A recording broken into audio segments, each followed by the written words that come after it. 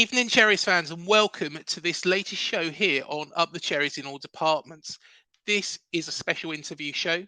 Before I welcome on my special guest, here's a little bit about our sponsors, Dental on the Banks.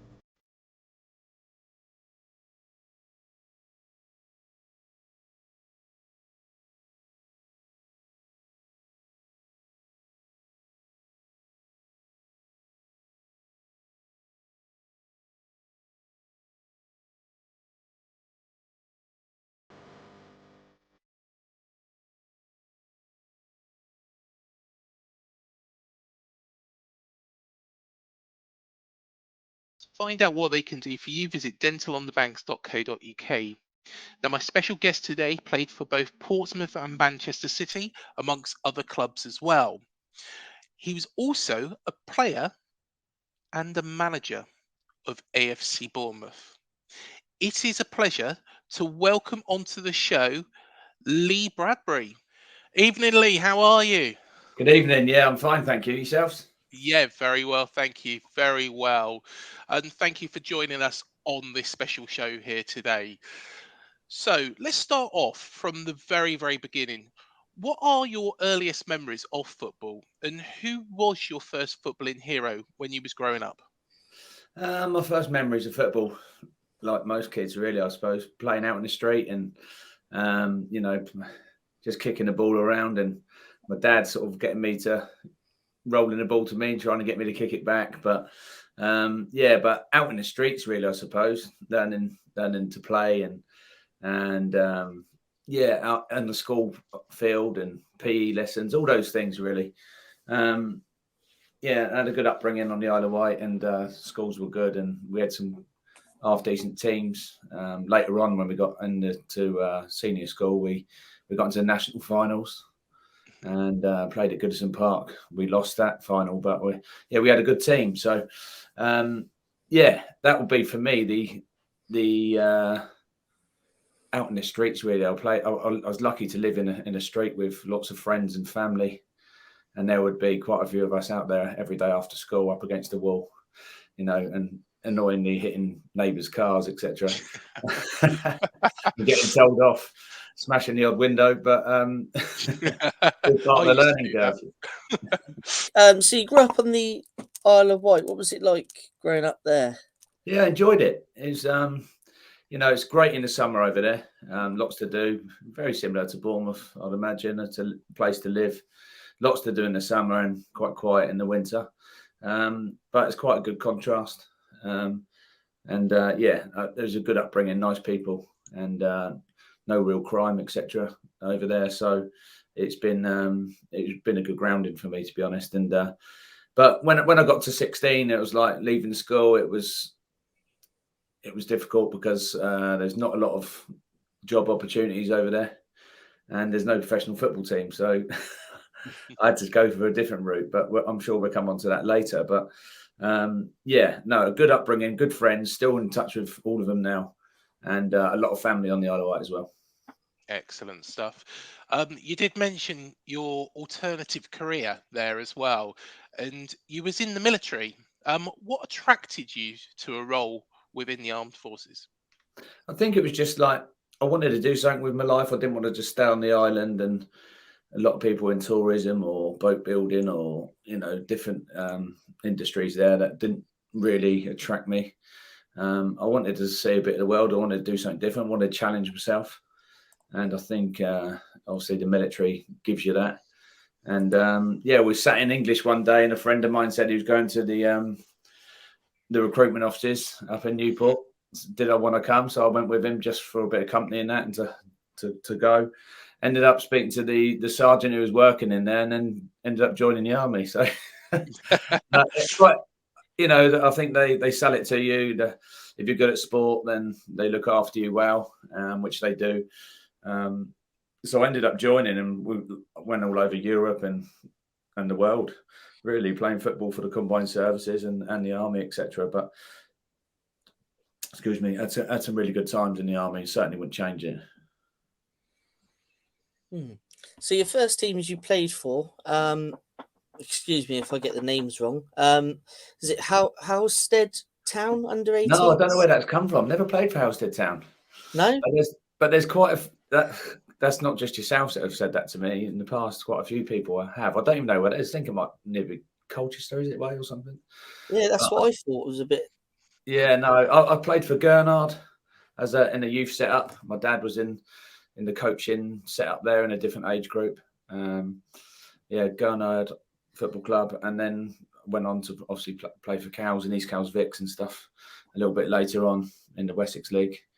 I actually played with my dad in the for Plessies when I was probably 14, 15. He was a good player, my dad, but he liked a drink too much, and but that was a lot back in those days. That's what happened. You could do both, but as it's got more involved, more and more the game, you can't really do that anymore. So, but yeah, it was nice to play games with him. It's good memories for me, and and then I've played with my son since, only in like charity games, etc. But it's always nice to do that. You still think you can get around the pitch like they can, but you can't. And all of a sudden, I've been morphed into my dad. So, yeah, it was nice and nice memories to keep. Excellent stuff. Well, whilst you was based in Northern Ireland with your regiment, you actually began playing for a team called Fivemiletown United. Now, how did that come about? And did you enjoy playing there? And how did it affect your development? Yeah, it was good. I mean, it came around through somebody, a PTI, a physical training instructor there, that knew somebody from the club, and they ended up asking me if I wanted to play. I was a little bit concerned about going out and playing and being at risk at times because we're talking 93. But no, it was fine. Absolutely great. Good club, and it developed me. Everyone wanted to give me a kick, so I needed to make sure I was switched on and sharp and bright in and out of possession. And it's a good learning curve because my first real sort of taste of men's football, if you like. So you moved into the professional game with Portsmouth. How did they approach the army for your services?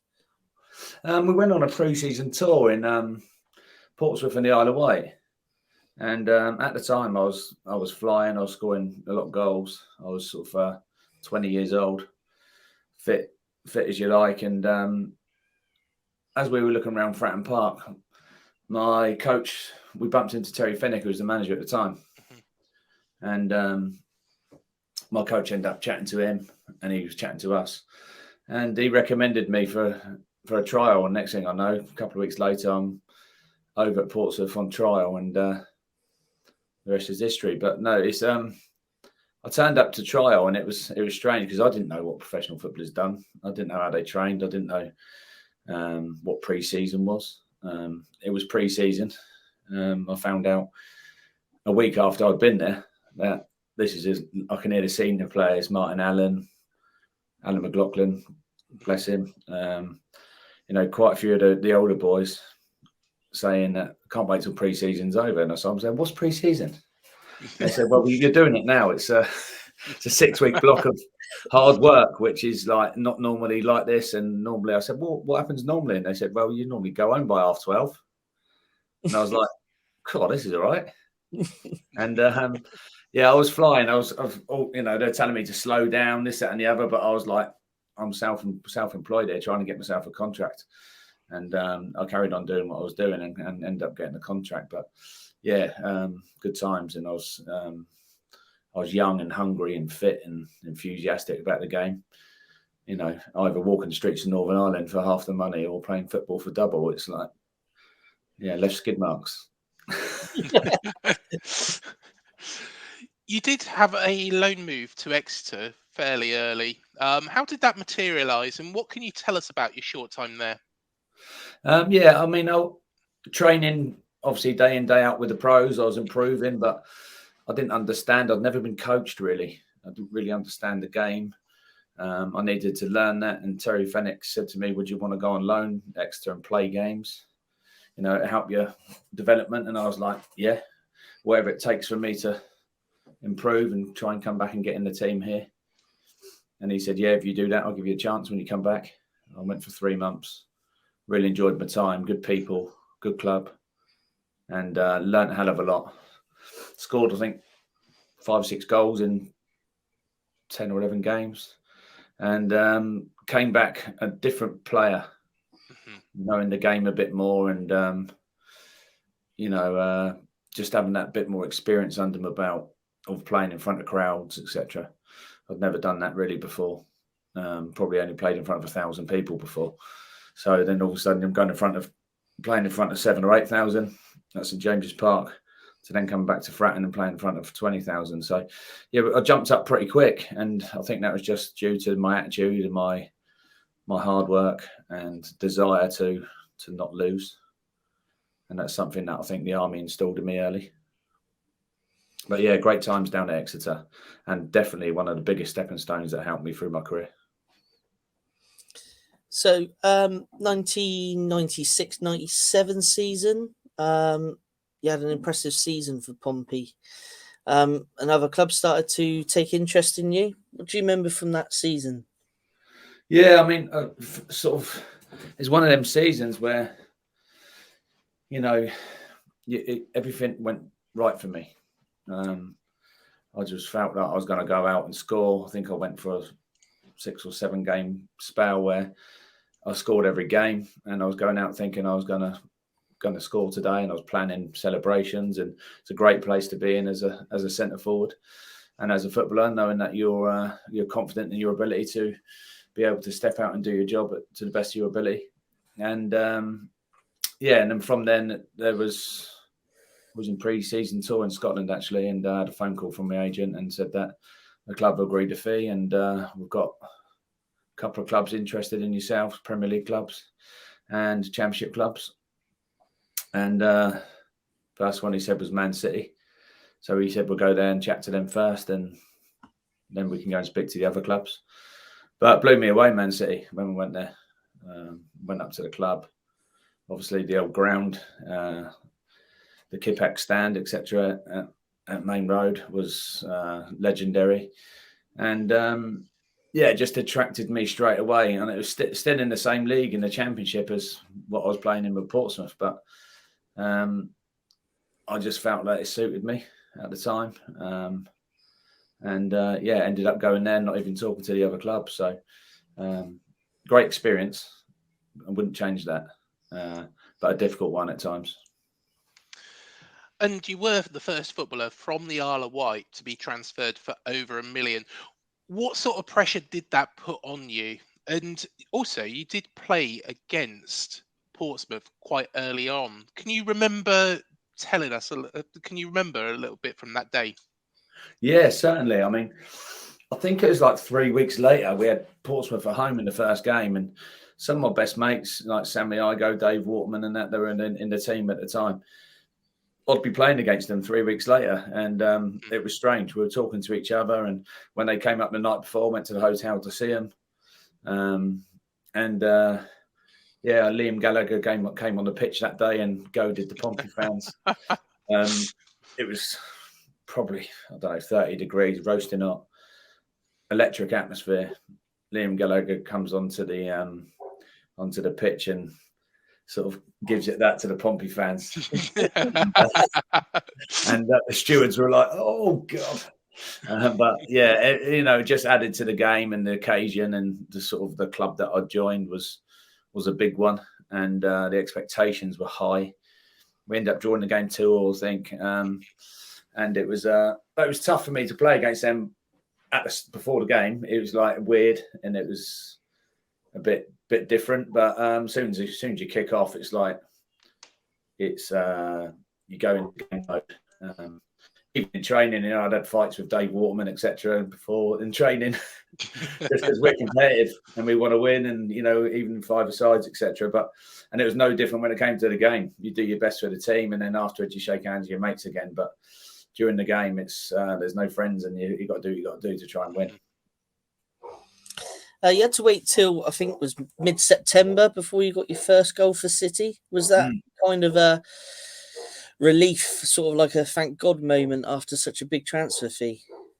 Yeah, it was, because I think it's going for £3 million, and in those days, most expensive player that they'd ever bought.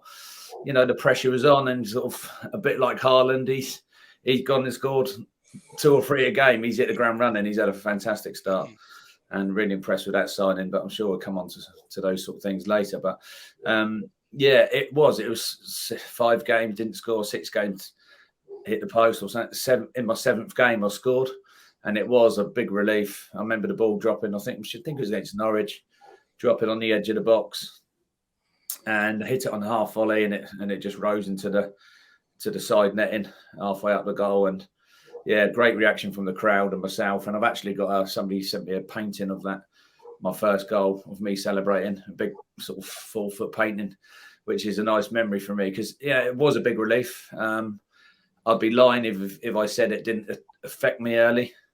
I was a young lad, been paid good money and spent a lot of money on. But I tried to put that to the back of my mind, and just tried to say, just keep doing what's got you here. Don't get involved in all the stuff around it. Just concentrate on doing what's got you moved, which is hard work, desire, and trying to be brave and score goals. So, yeah, but at the start, definitely felt the pressure after a few games. Of course, Frank Clark was sacked, and then Joe Royle come in, and relegation did happen. Injuries were a problem. The following season, though, you got off to a good start, scoring in the 3-0 win against Blackpool in the old Division 2. Did you feel from the start that was going to be a good season for you?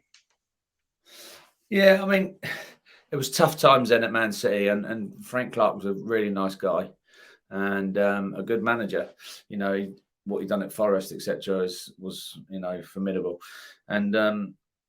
And then Joe Royle came in. There were different people. Joe Royle's an ex-centre forward, and a good one that did teach me some good things. And it was a tough time at that time with the club sort of struggling with injuries and results, and all of a sudden, if you're not doing well at these big clubs, it can turn pretty quick, and it did. Like you say, we got relegated. But it was that was another big learning curve for me. I've never experienced anything like that in my life, and it was a bit of a hammer hit, to be honest. And it's like, wow, this is how low the game can get you if you allow it to. So it gives you something to fight against every day and every season you play, and you don't want to go through too many of those, but. They happen. That's football, but it's how you learn from it and how you bounce back from it is the most important thing. And I tried to learn as much as I could from that season moving forwards. City eventually had a bid from Palace. Did you see that move as potentially a new fresh start for you after the difficult time at sea? Yeah, I did. I mean, I had 3.5 years left on my contract at Man City. I could have stayed, and but my wife was sort of 8.5 months pregnant with our first child, and we're both from the Isle of Wight, and it was like a sort of a move closer to home where we could have some support system around us. We're both young and lived away, and that was the attraction really. And that for a fresh start, sometimes you need that as a player, but you don't really see it. You just muddle on through and try and make the best of a situation. But Terry Venables and Terry Fenwick put in a bid for me at Palace, and I'd worked with them both before, and they'd got the best out of me, so that was an attraction for me. And moved to Palace and had a great couple of years there until they ended up getting financial troubles. But fantastic club, really good coaches. Terry Venables, he was the first real coach I had that taught me things, that got me doing different things and got success from that. He was somebody that I really respected. Obviously, he's been at Barcelona and Tottenham and been at some really big clubs, England manager. And I was excited to work with him again. How did your early managers like Frank Clark, Terry Fenwick and Joe Royle, how did they all differ? And was there particularly one that got the best out of you, Lee? I think Terry Fenwick got the best out of me just because he was similar. I mean, he was hardworking. He was from a working class background. He wanted to win. He was tough. And all these things that I sort of came naturally to me. He enhanced, and then along with that was the coaching of Terry Venables. So I was getting sort of the best of both worlds. Terry Fenwick was probably the most person I could relate to. But then the other managers, Frank Clark was calm. He's calculated. He knew what he was talking about before he'd told you. He'd already thought about what he was saying and doing. And Joe Royle was somebody that could be both. He could flip in and out of being loud and semi-aggressive, and also very informative as well and professional. So, I mean, you take a lot out of different managers over the years. I've had many, and as I started to get a bit older, I started to think about the strengths and weaknesses of those managers and coaches as well that I would sort of look to put into my makeup later on in life. But Terry Fenwick was the one that probably got the best out of me early in my career. How did your selection for the England under-21s come about, and how many caps did you earn? I only got 3 caps, but I ended up away to Italy in the European qualifiers. I ended up fracturing my back.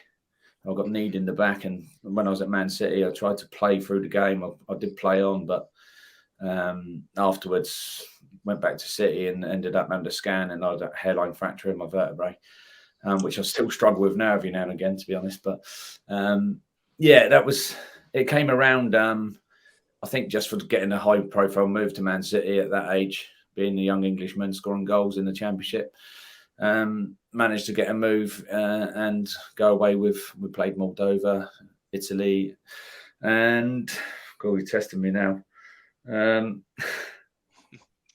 Bulgaria, I think. And we trained with the first team, and to be around the likes of Alan Shearer and Ian Wright and people like that, Sol Campbell was inspiring. And unfortunately though, I turned 21 pretty soon after, so I only got 3 games under my belt before I could do any more. But I was in the 21s with the likes of Rio Ferdinand, Jamie Carragher, Frank Lampard, there's me and Emil Heskey. We had a good team, and I was only in and out though pretty quick. So I was disappointed I didn't get the move a year earlier. It would have been nice to sort of play with them guys a bit more. Of course, you worked under 2 managers at Selhurst Park, Terry Venables and Steve Coppell. How did those 2 managers differ? Did you get on with their style of play, and did you enjoy your time at Selhurst Park, Lee? Yeah, very much so. It was a great club, family club, really supportive through bad times, or if we were losing, they would be very supportive and sing their hearts out for the team. And that transferred to the pitch and give us a confidence as well. And we were doing okay until the club went into financial difficulties and started to offload everyone. So as far as the managers, I think the Steve Coppell was quiet, unassuming, but very organised and very knowledgeable of the game, and he was completely different to Terry Fenwick, who was a live wire, who was quite aggressive in his coaching style, which I quite liked. And they were completely different ends of the spectrum, but ones that I both respected very much and enjoyed working with. You had a spell at Birmingham on loan during that time as well. How did that spell go? Yeah, it was okay. I mean, at the time, it was Palace were in financial difficulties, as I said, and they started getting rid of lots of players. And Birmingham come in for me to go on loan, and the club, obviously spoke to me and said, "Look, financially, we're as you've seen, we're trying to offload and get as much back as we can before they go into real deep difficulties." And I didn't want to hold the club to ransom. I didn't want to stay there and make it difficult. I wanted just to play football. And Trevor Francis was the manager at the time at Birmingham, and in the same league in the Championship. We went there and we got in the playoffs, played Watford in the playoffs, and went to a penalty shootout, and we ended up losing 13-12, I think. Both goalkeepers took penalties, and it went round, and young Chris Holland missed on the day. And Watford went on to get promoted after that. So, missed out on a Wembley debut with that one. But good experience. Again, another massive club and a very well-supported one. Whilst at Palace, Pompey offered 300,000 to bring you back to Fratton Park. Did you feel that you had unfinished business down the south coast? And were there any reservations of going back? Again, I felt like I didn't really have much choice, to be honest. I mean, I signed a 5-year deal at Palace, and financially they were in trouble. Mark Goldberg, who was the chairman at the time, who's now gone into management in non-league, he lost fortune, millions. And I didn't want to be a hindrance to the club. I'd enjoyed my time there, and with Portsmouth coming in for me, it was somewhere there that I'd had success, and I had a great relationship with the fans, and it was close to home again. And I'd gone in a full circle, really, up around the country and back again, and back home. And that was an attraction. And also that I knew that I could get down there and get playing. And the fans knew what they were getting, and the club knew what they were getting with myself, and vice versa. So, that was a good move for me, and one that I sort of went on to stay for sort of 4 years after that. But it was a no-brainer for me at the time to move. I believe it was Alan Ball that brought you back to Fratton Park, wasn't it? But he was sacked that December, wasn't he? And then Tony Pulis took over. Yeah. How was your relationship with those two managers? Yeah, Bowley was fiery, was very highly strung. He was quite aggressive. Listen, he was somebody at the highest standards as a player. He expected you to be able to do all the things that he could as a player, and he drove training, he drove standards all the time. He was a good guy, and absolutely devastated to find out that he had died a few years back now. But all these people that have been and touched you and helped you through your career. It's nice to look back at some of those memories. There's me, Guy Whittingham, Steve Claridge up front, and he would work tirelessly with us, and he wouldn't let us go in until we got it right. And a nice guy. And then Tony Pulis came in. He was completely different as well, organised and very, very. Every training session would do shape. Set pieces, would be organised. He wouldn't, he would hate conceding goals, and he would make sure that we do everything we can through the week to make sure that everyone knew their jobs. And different characters, but got the same goals. They all work differently, and I got on well with Tony, to be fair, and he was a good guy. During this period at Portsmouth, you played with the man in the Dean Court hot seat at the moment, Gary O'Neill. What was he like as a young player, and what tips would you give him as he currently sits there? But Gary was, I think he was 16 years old when he made his debut at Fratton Park. He actually nicked a goal off me. I told him to jacks it, like leave the ball and football talk, as the ball come across the 6-yard box. But he knocked it in, and I ended up picking him up, and his little legs were going. He was a thin little energetic centre midfielder, but was technically good. And we're friends now. We've been friends. The families have been friends since. And I sort of looked after Gary when he was younger, coming into the senior setup, and he's a golf partner of mine. And we haven't played for a while now together because obviously busy schedules, etc. But yeah, we've been friends ever since, and our families are friends. So as far as advice, I would say to him, be yourself. Don't try and be other people, but your character is your character.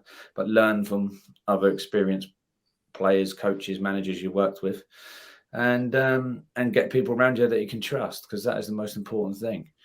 And that word trust comes up so much in football, but he needs to know that everyone in his team has got his back, and all pulling in the right direction for him. And if they do that, I'm sure he'll be a success.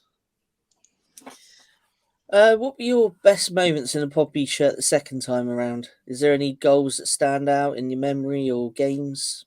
I'm not too sure. I mean, it morphs. A lot of it morphs into one. It's sometimes you think, was that the first time there or second time? I think the second time, when Peter Crouch and that came to the club, and Graham Ricks brought him into the club. Playing with him was good. You could see what a young, talented boy he was, and he wasn't just 6'7" and good in the air. He actually was a very technically good footballer, and people never give him enough credit for that. He was a very good footballer, Crouchy, and understood the game well. But it was nice to link up with him, and I think scoring the diving header against Man City at home in front of the Fratton end would probably be one of my highlights for me personally. Difficult time at City, as we touched on earlier, and ended up scoring a diving header, I think, to win 2-1 in that game. And I think it was Gary that crossed the ball, actually, thinking back. Yeah, Gary crossed the ball from wide, and I pulled off Dunn at the far stick and diving header into the bottom corner. So that was a nice one. And but probably the highlight would have been scoring in a game to keep us up. Last game of the season when Graham Ricks was the manager, so to keep Portsmouth in the Championship, that was a big accomplishment that time, because financially we weren't in a great position, but we managed to stay in there. Your last 2 seasons were actually spent out on loan. Of course, you mentioned there Graham Ricks, but you also was managed by Harry Redknapp as well. Yeah. Did they send you out on loan because they couldn't give you game time, and how did you cope with that? I just got given the armband at Fratton Park by Graham Ricks away at Millwall. First game as a captain, and I managed to pick up a terrible injury, a very bad tackle, which I tried to sue the player later on. But I snapped my cruciate ligament, my lateral ligament, medial ligament, snapped my hamstring, popped my cartilage, and capsule in my knee. My leg was facing the other way in the game, and I was out for over a year with that. And that sort of set me back. And confidence-wise, I wasn't the same player afterwards. Speed, I'd lost my speed a little bit, and I was 26 at the time, I think. So then I ended up sort of moving around the pitch, centre midfield, on the wings, right back later on at Bournemouth. But good experience. I like to think that I know every position on the pitch because I played pretty much all of them in the end, apart from goalkeeper. So I've got a good understanding of them, and that's helped me do that over the years. But I think after that, I came back. We got promoted. I went on loan to Sheffield Wednesday and Derby in those times. Again, 2 massive clubs. Harry called me back because we had a couple of injuries. I came back in my first game. A habit that I have is playing against the team that I've just been playing for. So I got called back for Portsmouth and we played Sheffield Wednesday in my first game. And I ended up scoring and we were 2-1 up. And that would have been the goal that got us promoted into the Premier League. And then one of the defenders, Gianluca Festa, made a mistake and Michael Reddy scored in the 92nd minute to draw the game 2-2. So we had to go into the next game to get promoted. But yeah, I thought it was meant to be at that time. But yeah, we ended up getting promoted to the Premier League, which is great. But it was after that really that I struggled to get into the team because the injury had affected me. But Harry Redknapp, yeah, great manager, great character, and somebody I still speak to now, and somebody that I've got a lot of respect for. What can you tell us about your experiences at Sheffield Wednesday and Derby? Sheffield Wednesday had a quite good time.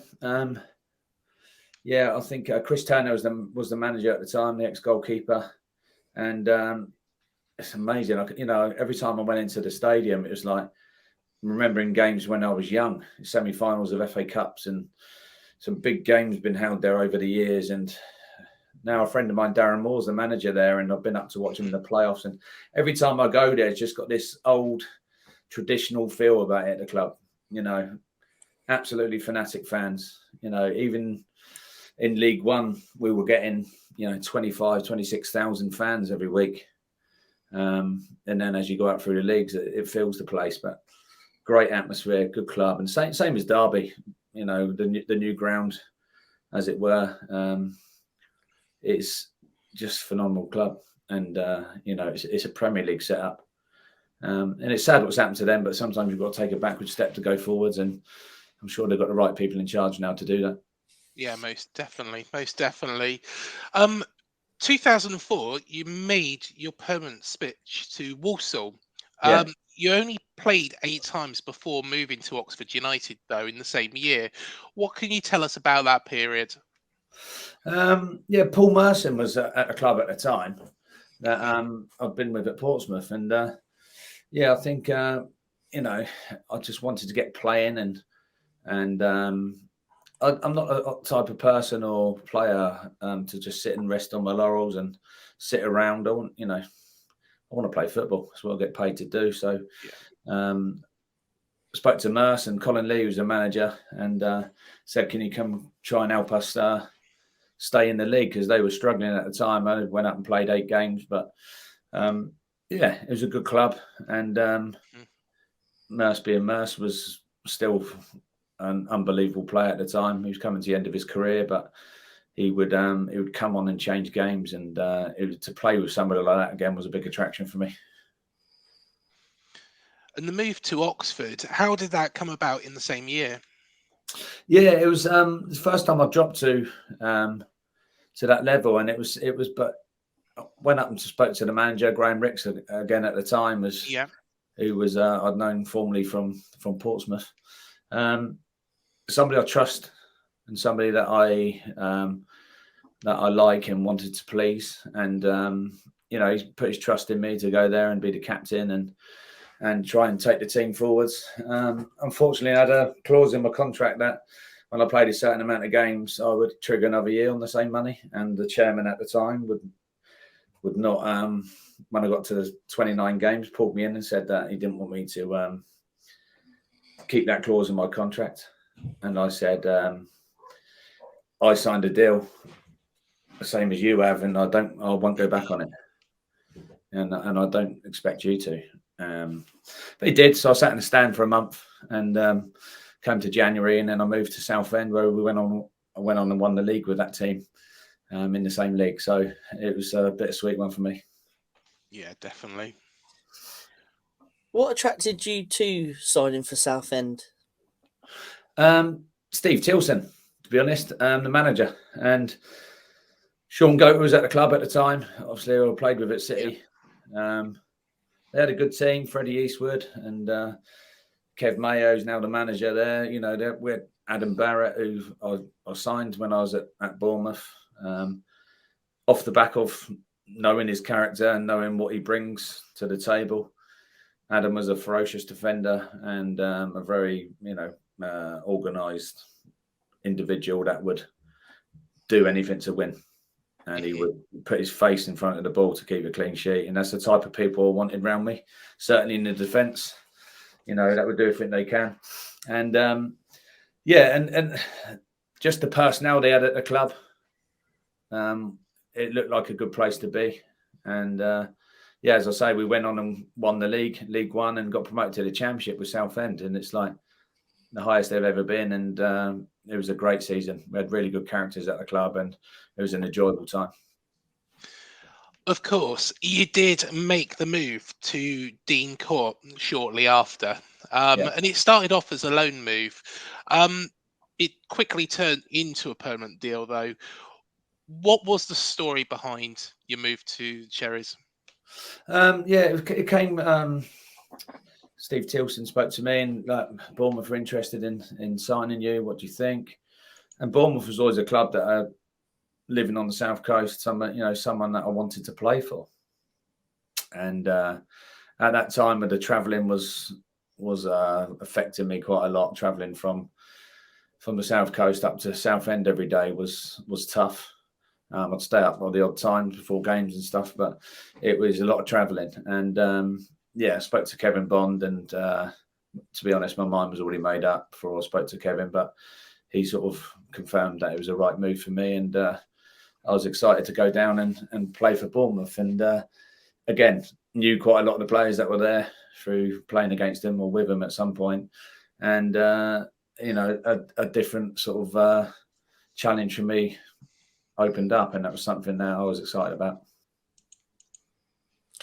What was it like working under Kevin Bond and his coaching team of Rob Newman? And I believe, if I'm not mistaken, Eddie Howe was player coach by then. Yeah, he was. Yeah. Bundy was great character, knows the game, nice guy. Rob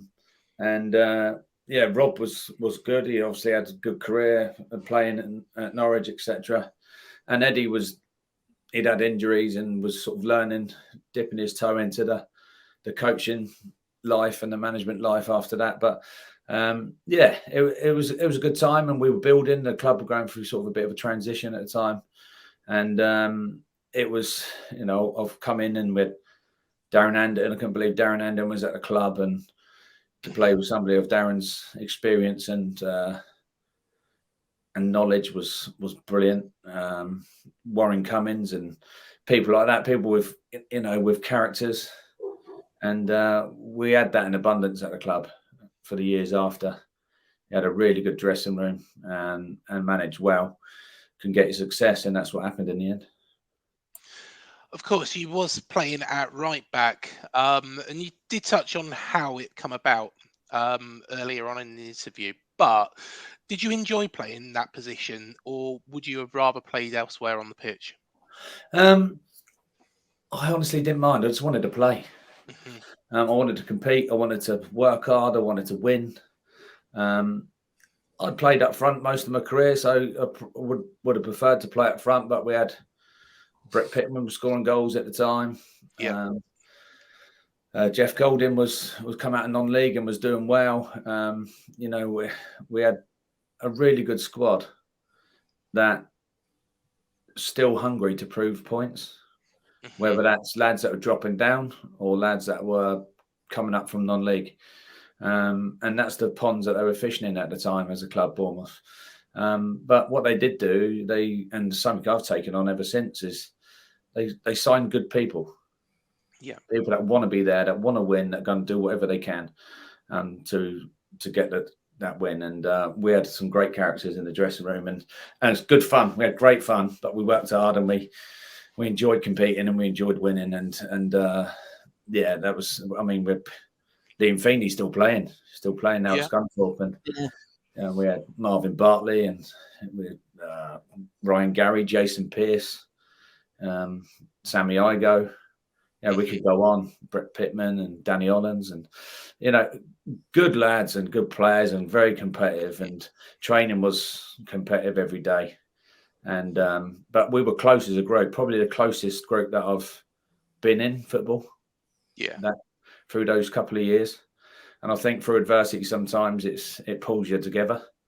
And the club were struggling financially, and the buckets were out and trying to stay in the league. And we just took it in our stride. You know, we just got on with it, and we egged each other on, and we got the best out of each other. And I think that comes from the top as well. So, you know, Eddie and everyone else has got to take a lot of credit for that. So obviously you're at the club during the administration period. I mean, how did that affect you as a player and the squad as a whole? And, you know, was there any points where you were thinking, I might have to go and find somewhere else to play? You know, did it get that serious for you in the playing squad? Yeah, I mean, we, as footballers, you almost sort of, you don't really see what's going on outside the grass sometimes. But this has really sort of come to the fore that the club's in real trouble. And we were getting documents sent through from solicitors and through the FA about what was happening at the club. And the lads didn't read it half the time. They just wanted to play football. And that's the group that we was, you know, until the only reason the players would start kicking up would be that we didn't get paid, because obviously then it starts affecting your life. But what we did have was that group, like I said, was a group that wanted to just get results. And I think that was a perfect time to have that group, because if you did have individuals that were worried about this, that, or the other outside the pitch, then they could have been affected massively. But we didn't let that affect us, and we just, as long as we got paid, we just cracked on and tried to do our jobs the best of our ability.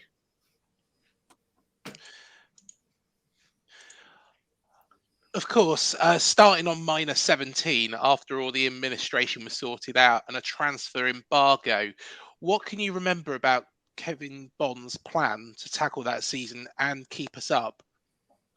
Well, that's how I ended up playing right back, because we had an embargo. We had I can't remember who was playing right back at the time, to be honest. But I just remember having a conversation. The gaffer Bondy pulled me and said, "Brothers, can you play right back Saturday?" And I said, "Can I, or do I want to?" I said, "One, I don't know if I can, but I'm willing to. Not a problem. I'll play there. I'll play there." I said, "How hard is it?" He went, "I'm sure you'll be fine." So yeah, I played there and enjoyed it, and stayed up -17. And the following year got promoted. It's probably my two most successful seasons in my career as far as what you accomplish. And I was playing right back, so I enjoyed it. It was a different challenge. Everything's gone from being with my back to play in front of me to having the ball at my feet and the whole picture being in front of me. And it was a nice change. I thought it was, why haven't I played it all my career? It's much easier. I'm not getting kicked from behind. I'm not getting elbowed in the face. But what I did face was tricky, quick, intelligent wingers. That I was sort of I'd slowed down a bit by then, but I had experience, and I could, you know, get tight and take fouls when I needed to, and ball may pass but man may not type of attitude, and that's how I got through, really. And and I'll say it helps when you've got good players around you and talking and helping each other, and that's how we got through as a team. But yeah, that's how it came around, and you know, I think that was a new welcome challenge for me, because I think I've never played in that position, and under pressure we managed to pull off the unbelievable. Yeah, definitely. Going back to Kevin Bond briefly, do you think he was harshly treated, being sacked too early, or? Possibly, but we were struggling at the club at the time, and you know, things have to change, and it's, you know, the manager gets the brunt of that most of the time. Now, being a manager, I see that it's cheaper to get rid of one than get rid of 20. So, and you can get a different reaction, and you try and get a bit of a lift and stuff. But, you know, Kevin was someone that was very honest and transparent with how he done things, and the lads respected him, and that's a big part of management. And you know, I thought through a very difficult time, he done well with what he could. Of course, Jimmy Quinn took over from Kevin, but lasted a short time in the role.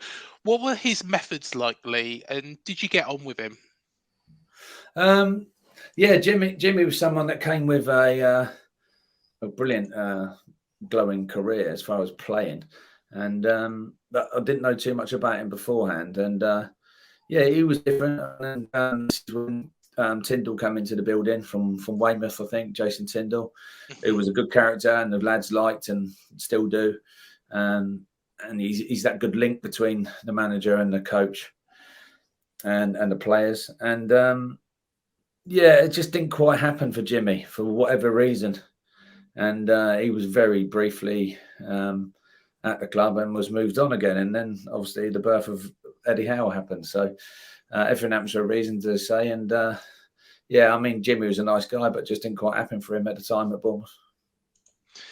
There was a lot of talk at the time as well about some of his training sessions and everything. Can you shed any light on that? Were his training sessions good, or were they a little bit subpar? To be honest, I find it disrespectful to talk about other people's sessions. No, that's fair enough. So it's all I say is everyone's different and everyone is trying to do their best. Whether that happens at that time at that club for you or not is subjective, I suppose, to what's going on at the time. So I thought Jimmy tried his absolute best to try and get the group going, but for some reason or another, it didn't happen. No, fair enough. Who were the standout characters in the Cherries changing room around this time? You'd heard it a million times. It's Warren Cummins, who's such a joker, and Marvin Bartley, as we said earlier, was so loud, Marv, and infectious in his character and his willingness to win and run and have fun whilst doing it. Darren Anderton was the most respected in the group, obviously from what he'd done and how he still applied himself. Still a very fit lad, Daz was at 36 or whatever he was at the time, and the career he'd had. He could have easily sat at home financially, but he wanted to compete and he wanted to win and help other people, and he did that on and off the pitch, to be honest, in abundance. So there's lots of them, and that's, as I touched on earlier, I think the biggest thing we had was character and togetherness and a never say die attitude, and I think that was with everyone on the pitch, to be honest. But they're the ones that stand out. Of course, Jimmy left, and a certain, as I like to call him now, Sir Eddie Howe was appointed manager. And what was it like as a senior player playing for somebody that hadn't reached 30? Yeah, I think it comes down to respect. If you respect the person, it doesn't matter if he's younger, older, or anything else. It's Eddie was a quiet. I was with Eddie at Portsmouth, and obviously had bad injuries and stuff that made him go into his coaching career early. But as I said earlier, I think that was for a reason, and without that, Eddie wouldn't have probably gone into coaching so early and wouldn't be the manager he is today, probably. I mean, I think the boys knew that he knew the game. He was very thoughtful and deep and a perfectionist in what he wanted to do, and very unassuming, Ed, but approachable at the same time. And I think all these qualities he's kept, and he's managed to be himself all the way through, up to date, and that's a great quality. And I've got a lot of respect for Eddie. He's a good guy and a good coach and manager. So it was, but him starting his career, obviously he'd make mistakes, but he'd learn from it, and no one's perfect. I'm sure he'd be the first one to admit that. But we were supportive of him through those times, and he was back. So I think you could see that the mannerisms that he had, he was going to be a success at some point. So with the Great Escape, what do you remember about the games into the run into the Grimsby game and the emotions after? Yeah, it was just building, we're like, God, we've got to win this game, we've got to win that game. And then all of a sudden it comes down to that game. And it was a packed Dean Court on that day. Obviously a massive moment in the club's history. And without us keeping them in the league that year, it could have been a completely different story. There was lots going on behind the scenes with people trying to help the club financially. Jeff Mostyn, and that was there at the time, who's still obviously at the club. Lots of people that I could talk about that were doing over and above to try and keep the club afloat. And we were doing the same as a group of players. And the pressure was on that day, but we managed to get the win. And I think the atmosphere after that game was phenomenal. I think the fans sort of almost realised how important, when the final whistle went, how important that could be for the club's future, and that hit us as well after the game, I think. But I can't remember much after that because I was too drunk, to be honest. Well, don't blame you, Lee. Don't blame you at all. But of course, better was to come. We were promoted the following year, as we can see behind you.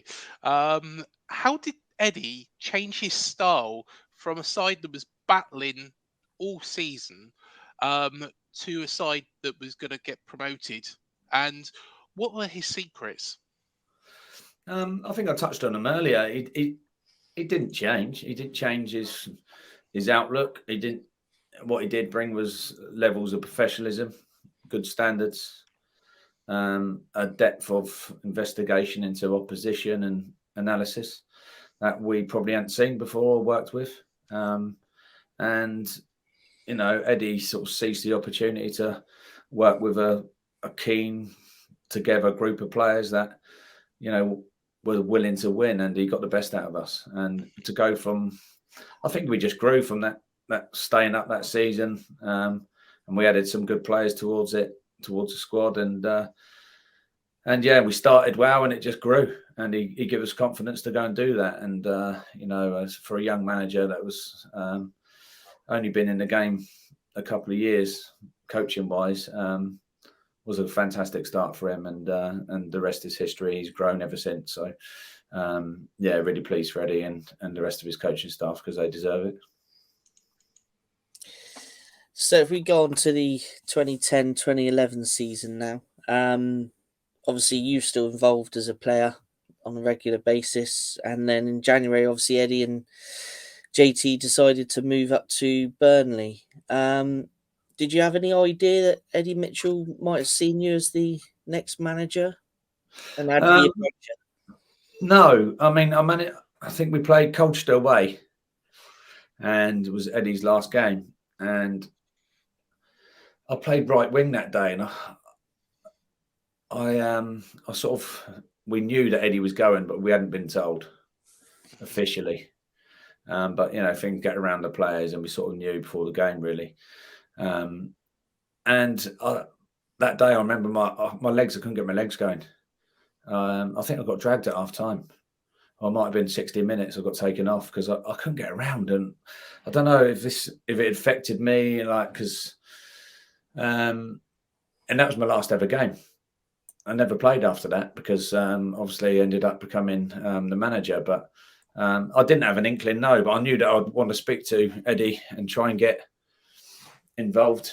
I wanted to step into management, and I knew the group well, and seen Eddie as a young coach be successful, and wanted a piece of that after. But they went up to Burnley, and then I ended up speaking to Eddie and getting the caretaker's job. We have had Eddie Mitchell on the show, and one of the things that really stood out for him was your military background. Did you see how important that was going to be, your past career was going to be, to getting that manager's job? I didn't see it was going to be important for me to get that manager's job, but I knew it'd be important in life. I knew it'd be important in whatever job you go into, right? You've got to have good standards. You've got to be driven. You've got to be, you've got to turn up on time. You've got to be well presented. You've got to be, all the things that are givens, are those for me. And, I think driving each other, camaraderie, togetherness, having that mentality of doing whatever you got to do to win, would be something that would transfer in whatever walk of life I went into. And that's why I've never regret joining the services, because I think it's really stuck with me all the way through. So I knew I would be all of those things in the role. But would I go in straight away and get the respect of the players? I think so, because I've played with them and I've been. But it was a different transformation for me, because I've been a teammate and quite a live wire in the dressing room at times, to now becoming the manager and telling them they can't do this and the shot got to do that, and and that took a little bit of time to make that transition a good one. What was your approach to taking over from Eddie? Was it a case of let's not fix something unless it's broken, or was it a case of just gradually making your own stamp on the side? Both, to be honest. I think we were fourth or something at the time, maybe third in the league, and when they left, and I'd have been a fool to go in and rip it up and try and change things when we were doing so well. So it was keep the boys on the same track, keep lots of the things that Eddie and Jason have been implemented into the team and into the club, but also as I went along, putting my own little stamp on things. And if I've seen a way that I thought could try and improve us, then that was my job. My job's trying to get results for the club and trying to finish as high as we can. And we had a good start, and then we had a little bit of a dip, but then we came back again and we managed to stay in the playoffs. But I did put my own stamp on it, but not straight away. And do you know what? I thought about it, and at the time I thought, if I'm a player in the dressing room now and one of the other senior players is taking over as manager, what would I feel if I'd gone in and changed a lot or changed nothing? Or, it's getting that balance of putting your own little bits on it and getting respect for doing good things, but also being respected for actually going, we're doing great, there's no need to change. And that was part of my team talk to the players. Just keep doing what we're doing, keep playing the way we're playing. We're on the front foot, possession-based team. Played with inverted wingers at the time, which was sort of a newish thing at the time. We were overlapping fullbacks, and we got a lot of crosses in the box and put the opposition under pressure, and that was something that we thrived on and enjoyed doing. Of course, your number 2 at Bournemouth was Biggin, as we like to know him, Super Steve Fletcher. Yeah. He does watch this show as well. So how did your partnership work with Fletch? Yeah, no, at the time, so we both went in to see Eddie Mitchell, and he said to me, if I offered you the job, what would you do then? Because I had a year and a half left on my contract. I said, if you offer me permanently, I'd stop playing now. And he said, well, you'd stop playing now? I said, yeah. And he asked the same to Fletch, and Fletch said he didn't want to stop playing. He wanted to still be part of the playing staff as well. So we had individual meetings afterwards, and Eddie said to me, I'm going to give you the caretaker's job, but I'm going to ask Fletch to help you alongside with his experience at the club and knows the club inside out. Would I be okay with that? And I said, yes, not a problem. And and from then, the Fletcher was a big character at the club. Yeah. And he was well respected both by the fans and the players. So it was a no-brainer for me at the time. You brought in 3 players that would go on to make a lasting impression at the club and obviously rise up through the leagues at Dean Court.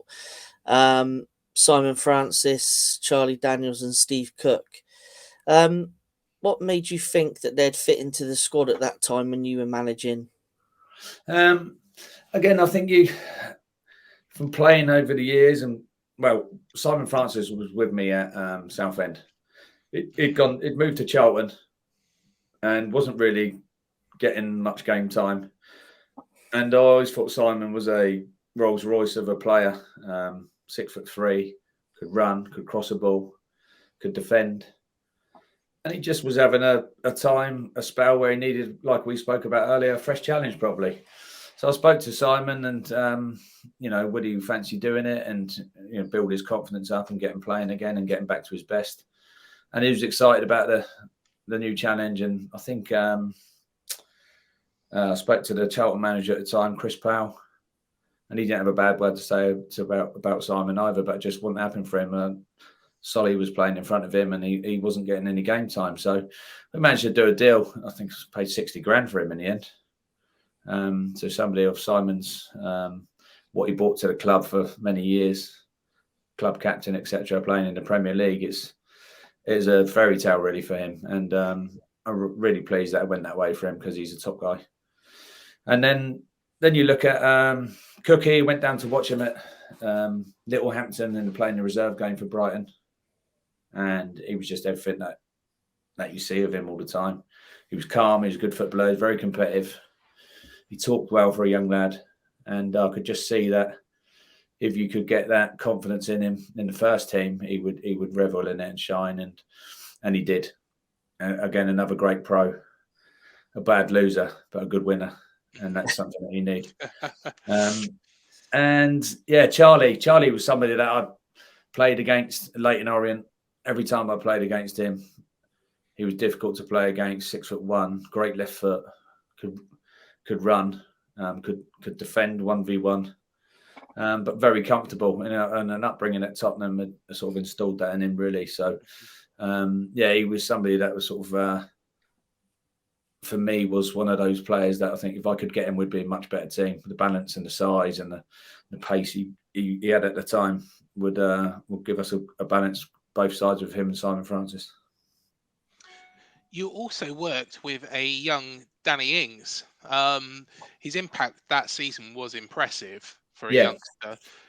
Did you feel that he had a bright future in the game? 100%. I mean, Eddie first brought him into training. Was training at Littledown once on the 3G. Yep. And he brought him into training with us out the youth team. And I remember the senior lads like looking around going, who's that? What's his name? And they're going, Ingsy, Danny Ings. And I was going, bloody hell, he's decent. And that's the biggest compliment you can get as a player. Yeah. When all the other senior pros turn around and go, who's that? And he, as a young lad, he was sharp. He could go both ways. He was just on the move in the box and things dropped to him goal. And yeah, and then Eddie moved on and he played a couple of games, I think, in the first team. Eddie gave him his debut. But I put him back in the team and stuck with him a little bit through a little bit of a spell where he struggled. But I backed him and I related to myself when I was having bad spells at Man City. You need somebody to believe in you and to give you that opportunity. And I was under pressure to take him out of the team, to be honest, through different people. And but I said he'd be fine and we'd keep him in there. And then obviously he's gone on to be the player he has today. But yeah, you could see that he had that little bit of extra special quality. Adam Lallana came down on loan. You could see that he had that bit of quality that we did possess as footballers, and they were that bit better. And yeah, he's gone on to prove that. So he went on to confirm the playoff place, and obviously we faced Lee Clark's Huddersfield, which that season would have been a strong test for anybody because they were a very good side. But how did you set out to beat them over the two legs? Yeah, I mean, at home, I wanted to win the home game and go up there and just try and be difficult to play against.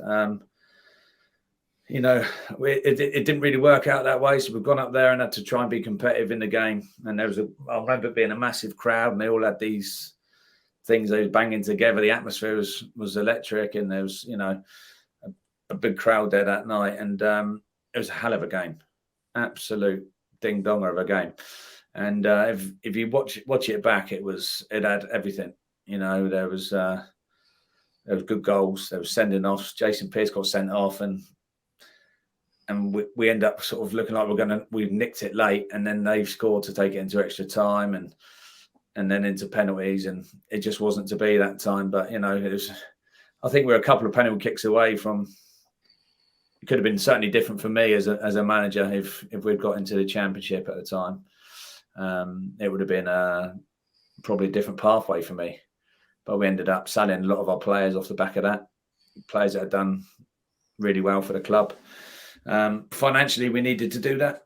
I was understanding as a young manager, I felt Eddie was, you know, we needed to balance the books and sell these players. And once all these bigger clubs came in for your likes of Royce Wiggins and Marv went to Burnley with Eddie, and there was lots of people that went out the door. I think 7 out of maybe 6 out of 11 we sold and had to rebuild. And I think we were mid-table when I got the sack, but I did feel that a couple of penalties away from probably being a different pathway for me and the club, importantly.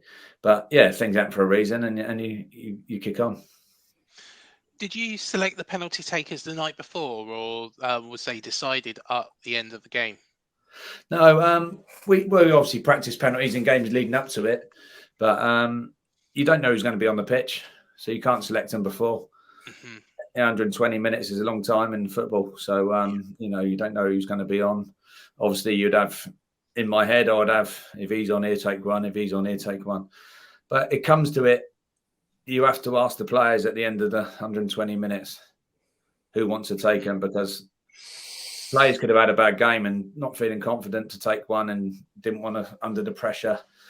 But on the flip side of that, other players that you didn't expect to put their hand up could have had a really good game and feel confident they're going to score. So, the players put their hands up and I just put them in an order that I thought was going to be the best. And I think Fino and Anton Robinson missed the 2 penalties on the day, but they'd been phenomenal for the club over the previous couple of seasons. So it was just highlighted that night that it wasn't to be. I wasn't happy because on the flip of the coin, well, they didn't flip the coin. They called us into the middle, and the referee said that they'd been advised by the safety that there was some Huddersfield fans in the Bournemouth end, and I said, oh, so we get punished for them getting into our end. Now we've got to go and take the penalties in front of their fans, so they gain off of not stewarding the game right. And I thought I had a good point, but the referee said, well, we can't do nothing about that now. We need to go. So we went down their end and took the penalties. Our lads are under pressure and, missed 2 penalties. So little things like that, it's important that the clubs get these things right, because it does have an outcome. And I did kick up as much as I could, but they wouldn't reverse their decision. So yeah, obviously losing the playoff, hurt. And as a manager, what was your plan to bounce back? Yeah, well, first and foremost, meet with the board and see what their plans were. And it was, I said, look, we need to give these lads new contracts and stuff if we want to keep them. We're paying them X amount of money. There's going to be clubs coming in for them, and we're going to lose them. But we weren't in that financial position to be able to do that at the time. And we ended up selling them. Ingsy goes to Burnley for £1 million in the end, at 18 years old. That was good business for the club. But to lose so many of them was a tough ask. And that's why I'm just trying to rebuild. I was trying to rebuild it, the similar sort of things what I had before. So then, I'll bring in Scott Malone comes in, and we end up selling him for decent money. You can't get all the signings right. You can't make every signing a Simon Francis or Charlie Downs or Stephen Cook. But I think if you can get sort of majority of them right, you'll have a chance. And I just wasn't quite given that time I felt I deserved. I thought I'd certainly deserve another 5-6 games in to see if I can get in the playoffs midway through the season with a new group. How did losing Biggin Super Steve Fletch as number 2 affect the 2011-12 season? And what made you bring in Russ Wilcox as replacement? I just wanted some experience. Myself and Fletch have only been doing it for that year, and Fletch, as admitting himself, he didn't want to come out with the playing side of it. He still felt he had something to give to the team and the club.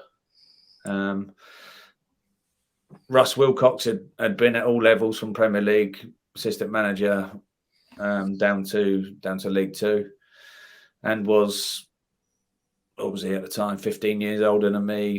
He's 50. I was sort of 35, and I wanted that experience around me, that he's been there, seen it and done it, and I thought that would help me. And I brought in Steve Gritt as a senior scout that was, again, 60 years old, that had been sort of in and out of the game for a long period. So I thought that would help me. And yeah, and that was the main thing, I think, experiencing the coaching setup and people that know sort of had your back. So and that was important. It's obviously never nice to be relieved of your duties, but did Eddie give you a decent explanation as why they relieved you? Well, first and foremost, Eddie wanted to, and the club wanted to get rid of all my coaching staff and keep me on board and work with the youth setup in Sean Brooks and Paul Graves. Paul Graves, and I wasn't willing to do that. I brought these people in to help me, to be my staff, and Eddie said, "Well, you have to. Otherwise, we're going to have to sort of go separate ways." And I said, "Well, that's your decision. I'm not sort of making that decision." But he said, "Well, you'll have to leave then." I said, "Well, you have to sack me, because I'm not walking away from a club where I've been enjoying it, and I'm in a job which I'm enjoying." So he did, and but it's something that I don't hold grudges. Speak to Eddie, not a problem. He'd done his best for the football club at the time, like I was doing the best for the football club. It's business at the end of the day. I don't hold grudges, and I had great times at Bournemouth and with the fans, and through promotion, thick and thin, and some unbelievable times. So I don't hold grudges with anyone. I just look at it as experience, and we move on. How much influence did Maxim Damron have during your spell as manager, Lee? None, really. Didn't have much direct access to Max. A lot of it through other people, but I didn't. He didn't try and affect me. He didn't try and pick the team. He didn't try and affect who I signed. Absolutely no problem at all. And he was just somebody that was, going to start putting the money in and try and take the club forwards. And he's certainly done that over the years. So I think you've got to take your hat off to him. And it's one thing to say you're going to do things, another thing to actually do them. So credit where credit's due, and that's something that he deserves credit for. What are your lasting memories of Bournemouth? Good fans, nice people, good people at the club, friendly, just nice club, nice area to live, to work in, and a well-respected footballing club. And that's something that's been for years and years and years. And I think that's the DNA the club has and is proud of. And every manager that comes in will try and enhance. And Gary will be no different. He will know the qualities that they've had. We've had many chats over the years about coaching and management, etc. And he's an intelligent young coach that's obviously been at Liverpool and works with the 23s, and I'm sure he'll have a bright career, and whether that's at Bournemouth or somewhere else, I'm sure he'll be successful. You did have a short spell back as assistant manager at Portsmouth. How did that move come about, and who did you assist? I wasn't assistant manager at Portsmouth. I coached in the youth team and the under 16s. Okay. Yeah. But it came around after leaving Bournemouth.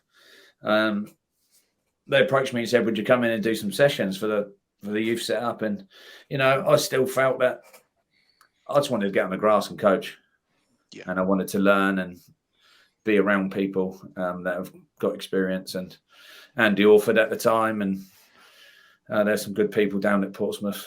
I went down and enjoyed it, and then the Havant and Waterlooville job came up, and I went for that. One, it was on my doorstep. Two, it was a level where I felt I could go in and make a difference. And I could have hung around. I got down to the last three for the Wimbledon job after leaving Bournemouth. But this job popped up, and I said, "You know what? I just want to go and get my boots dirty and go and learn my trade." And so I went there 7 years, had a couple of promotions, had a relegation, but yeah, had good times. And it's all part of developing as a coach and a young manager.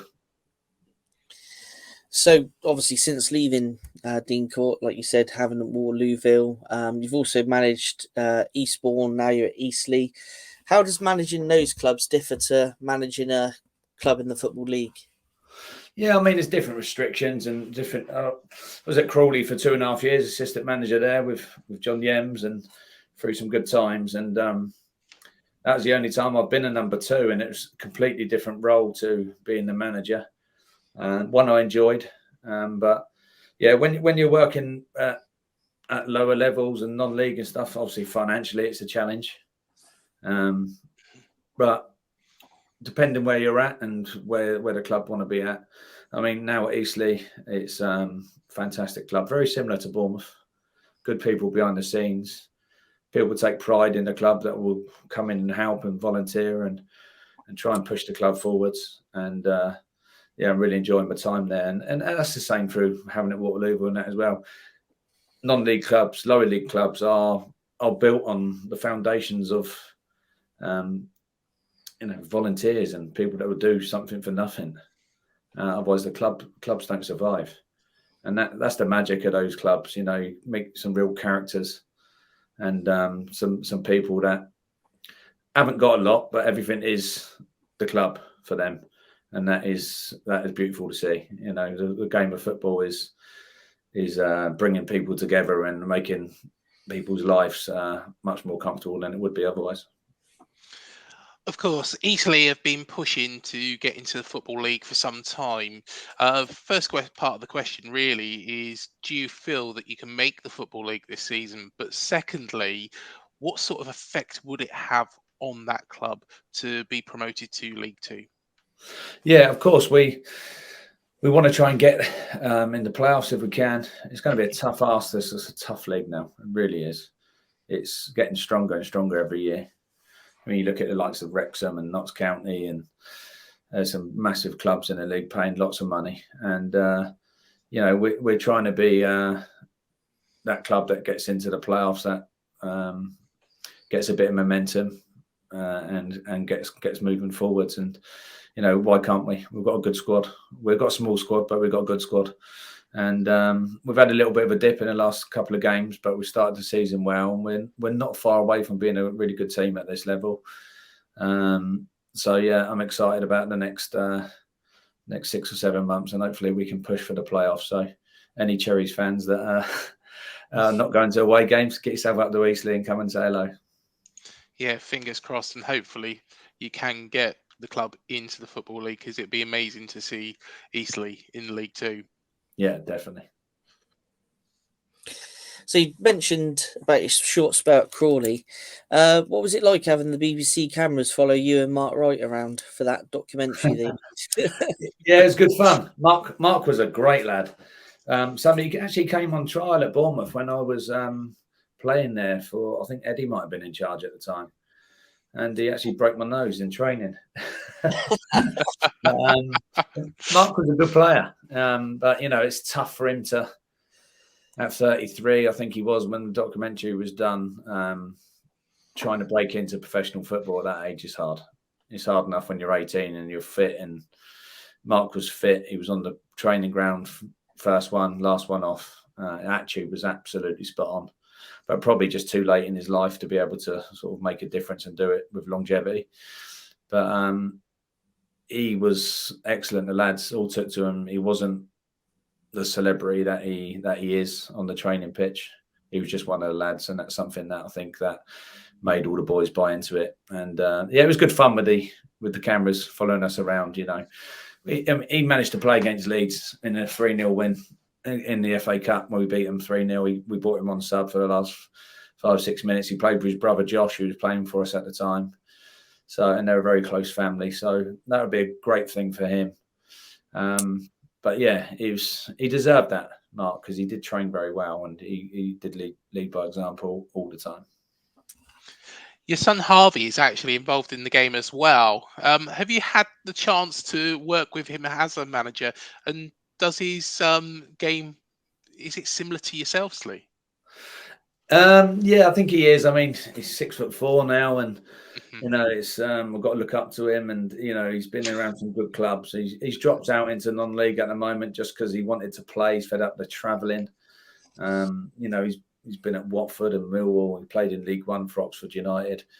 But he's 23 now, and he wants to play, and he likes his coaching as well, so he coaches as well. So, yeah, he's certainly a chip off the old block, I think, as they say. Yeah. He puts himself around. He's hard working. He's big and strong, and he wants to. He's again, like I said earlier, he's a bad loser but a good winner, and that's something I think I've always put into him. I've never let him win at anything.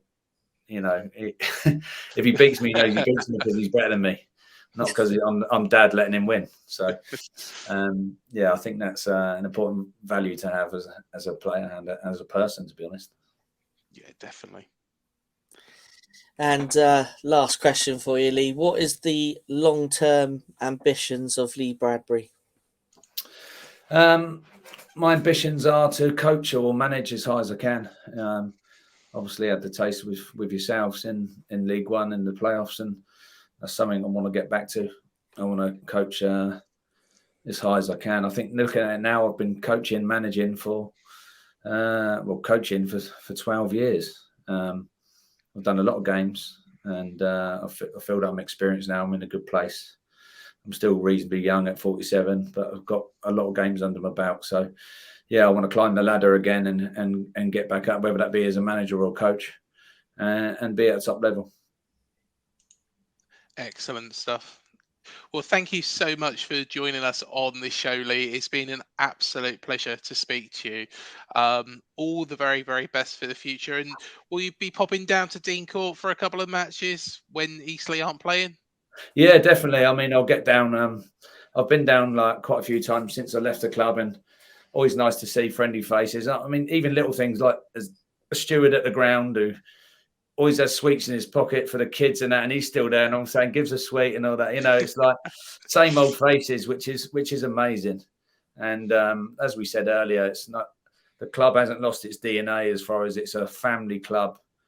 We've got volunteers that sort of are now getting paid for what they did years ago for nothing. And it's got that feel about it that everyone wants to be there and enjoy it, and I certainly do when I go back. So yes, I'll try and get down as much as I can, support Gary and the team, and hopefully I can see some of you Cherries fans down there. But thanks for having me on, guys. I really enjoyed it, and up the Cherries. Thank you so much, Lee. It's been a pleasure. Take care. Cheers. Thank you. See ya. Bye. And thank you for joining us on this special show. Please do remember to hit the like, the subscribe, and the bell button below to be alerted to any new videos that we do on this channel. Please do also remember to check out our interview with Kieran Maguire, where we spoke about the potential new owner, Bill Foley. We've also had special guests such as Carlton Palmer, Harry Redknapp, Sean Teal, Efan Akuku, Steve Fletcher, of course, the big one. How can we forget him? And Steve Cook, of course, who Lee signed. Also, do remember to hit the like, subscribe, bell button below. You know what to do. And do let us know what you think of all the videos in the comments below. But until the next one, up the Cherries, and we'll see you then. Thank you for joining us.